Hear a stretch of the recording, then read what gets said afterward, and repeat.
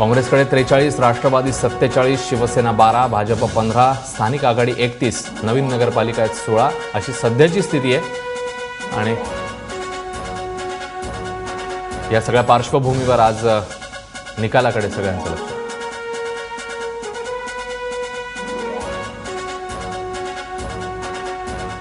उत्तर महाराष्ट्राचा जर विचार केला तर काँग्रेसच्या खात्यात 10, राष्ट्रवादीकडे 8, शिवसेना 4, भाजप 2, स्थानिक आघाडी 5 आणि नवीन एक नगरपालिका आहे। त्यामुळे काँग्रेसचं इकडे बऱ्यापैकी वर्चस्व आपल्याला बघायला मिळते। राष्ट्रवादी दुसऱ्या क्रमांकावर आहे।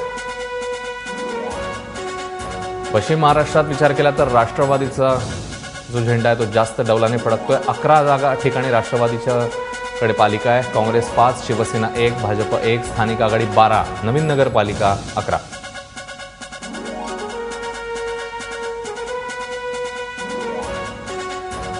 मराठवाड्यामध्ये काँग्रेस 9, राष्ट्रवादी 12, शिवसेना 4, भाजप 2 अशी स्थिती आहे।